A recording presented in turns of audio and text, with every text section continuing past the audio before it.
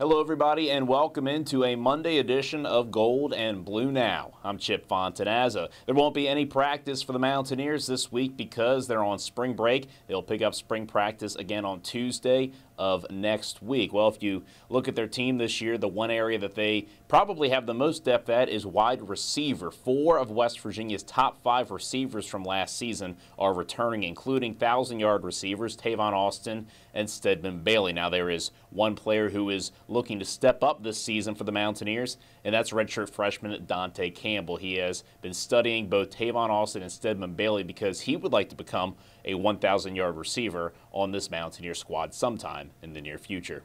I seen what Tavon and Stedman Bailey were doing in the season, and I was redshirted, so coming in, I felt like I can be a big part of the team, and that just helped me work harder. I was putting up huge numbers. It was exciting watching them.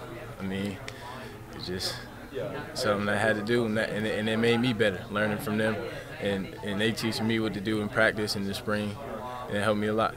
And you can read more about Campbell at our website, wvmetronews.com. Now, recently, the Mountaineer football team has made a few changes on its schedule, dropping the Florida State game for this upcoming season because of their move to the Big 12, and that move to this new conference has also made a few changes with some other non-conference schools, including Michigan State, that West Virginia recently dropped its series with. Metro News' Frank Giardina gives his take on the changes West Virginia is making in its future schedules.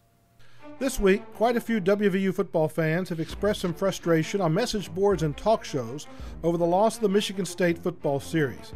For several years now, fans have been looking first of all to the Florida State series, and now it's gone, and also the Michigan State series, and now it's gone. Historically, West Virginia hadn't played many games against Big Ten schools, and the fans would have enjoyed this. On top of that, you add to the fact that ticket prices are going up, gas prices are high, and you can understand the fans' frustration. If they're going to pay more money, in some cases money they don't have, they really don't get excited about non-conference games such as James Madison, Towson State, William & Mary, East Carolina. Let me say that I totally understand the fans' frustration. However, I also have to say that if I was one of the leaders of the Mountaineer football program, like Oliver Luck or Dana Holgerson, I would be doing exactly the same thing. For one thing, West Virginia doesn't need a lot of marquee opponents in the non-conference schedule anymore. Those games will now be conference games, like a Texas or Oklahoma. 2, there is no longer any glory or honor in college football in playing a tough non-league schedule. Not in today's climate. You get rewarded by winning all of your games, not with who you played. Sadly, pollsters and other voters really don't seem to care who you play, just as long as you won the previous week.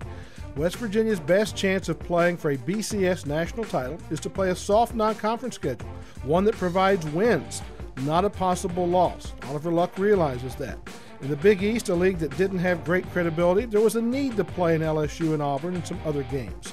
But now, it's not really that way. I don't blame Oliver Luck for the scheduling changes. Again, I would do the exact same thing. Luck realizes that if West Virginia puts up an 11-1 or 12-0 record and gets themselves in the national title hunt, no one will care or miss the games that were dropped. I'm Frank Giardina.